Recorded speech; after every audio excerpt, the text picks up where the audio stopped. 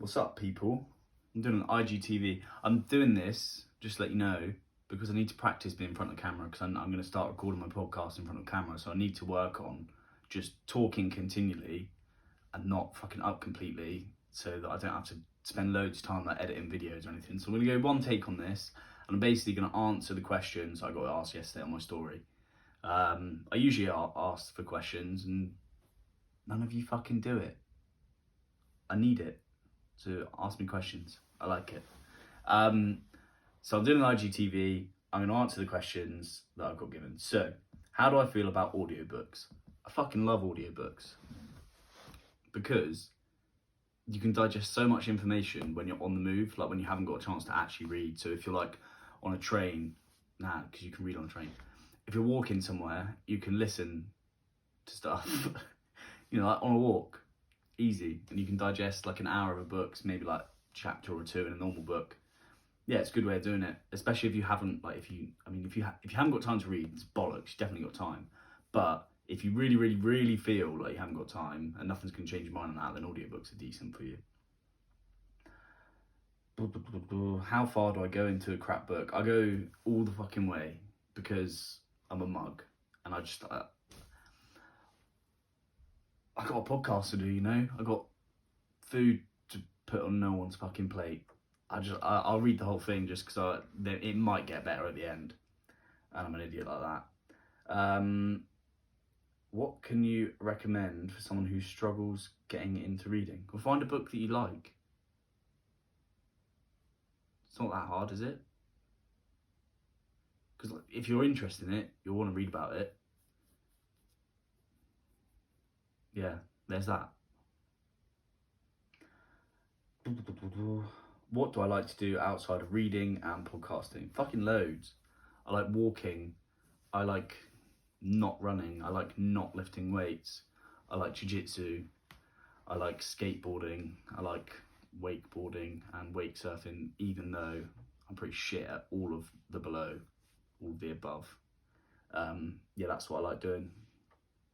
I was going to chuck surfing in there, but I only surfed like 5 or 6 times and I got stung by a jellyfish and it was a bad time. My pre-podcast routine. Haven't got one.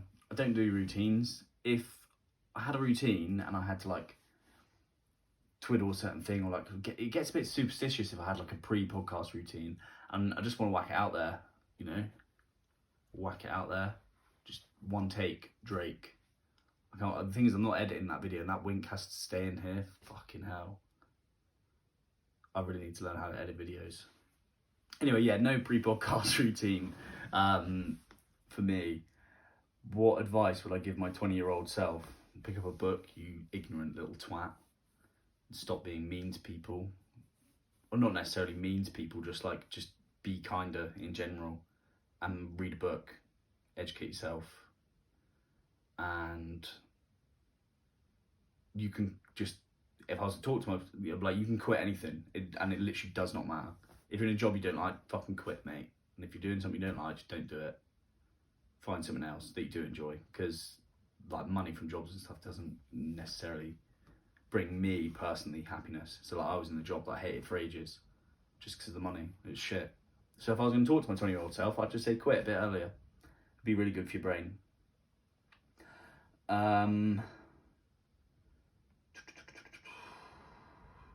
A book that was a huge success and that everyone loved but I disliked. 1984. If you listen to the podcast I did on classic novels, 1984 I thought was wank. Everyone else seems to rave about it and say it's like a modern classic, but I didn't get it. The whole thing was it's just strange. Sorry if you don't like clicking, but I've just done it on the other side of the mic, so hopefully you can't hear it, but we roll. Right. Life and work plans post-lockdown. I have no idea, because I don't know when lockdown's going to end. I don't know when borders are going to open up to places.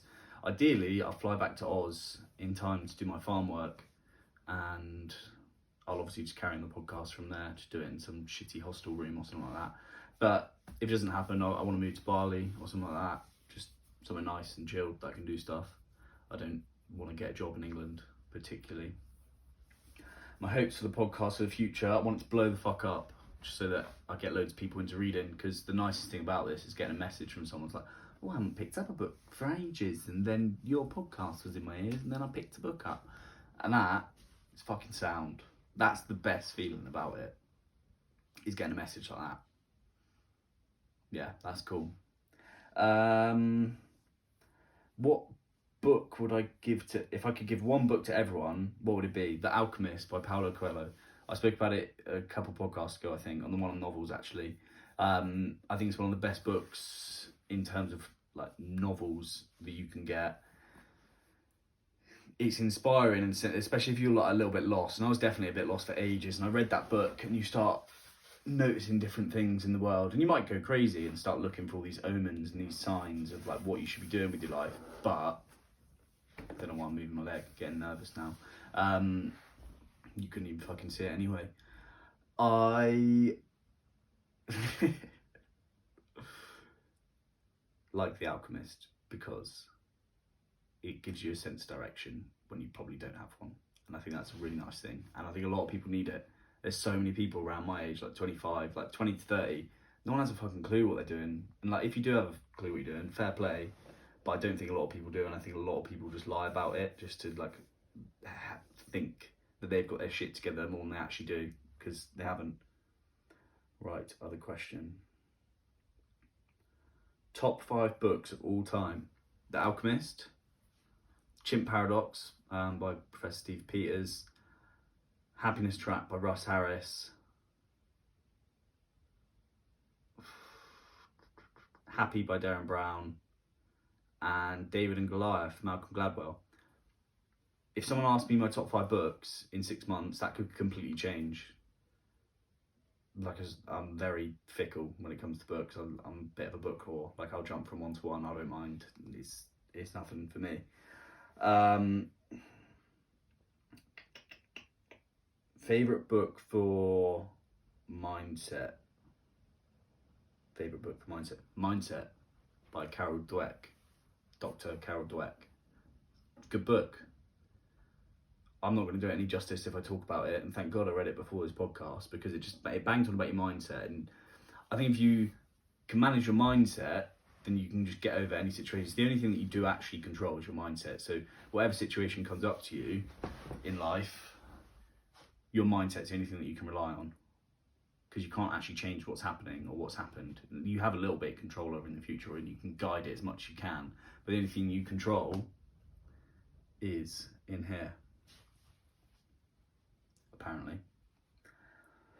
Other favorite male and female authors.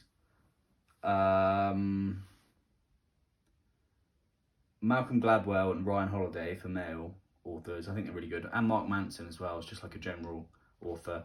Female authors, I haven't really read many female books. I read How to Fail by Elizabeth Day.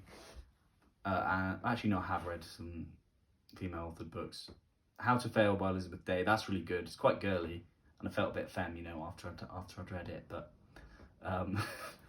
yeah, that's a good female book, feminine book written by a female, whatever you want to say. Emotional Agility by Susan David. She is a female and she is an author, and she wrote that book, and it's pretty good. I think learning to control your emotions, and that, like I said earlier, it's well important. I sound well intelligent then. If I could have dinner with 3 celebrities, who would it be? Stephen Fry. He has got the best podcast voice ever, I think. Ricky Gervais, 'cause he's fucking genius and hilarious. And Joe Rogan, so he could ask them the questions for me that I want to know, and also I could meet Joe Rogan, because that would be sick. What else? I don't really know the ones that I've done.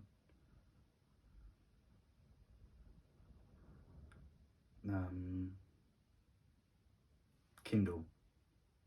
How do I feel about Kindle? I feel like a Kindle is to a book what a fleshlight is to a vagina. It's just not as good.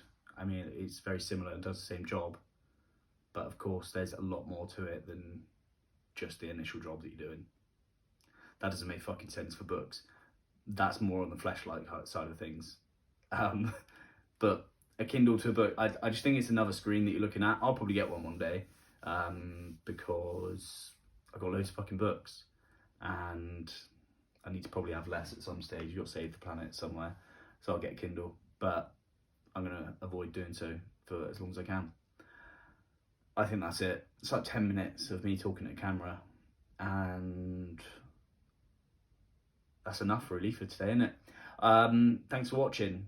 My podcast is alright if you want to listen to it. If you've watched this far on the video, just listen to all the episodes, download them, stream them, rate it, subscribe on YouTube, do the whole thing. Have a great day, take care, wash your hands and everything. I dyed my hair. Last thing, looks pretty terrible. Have a good day. Bye bye.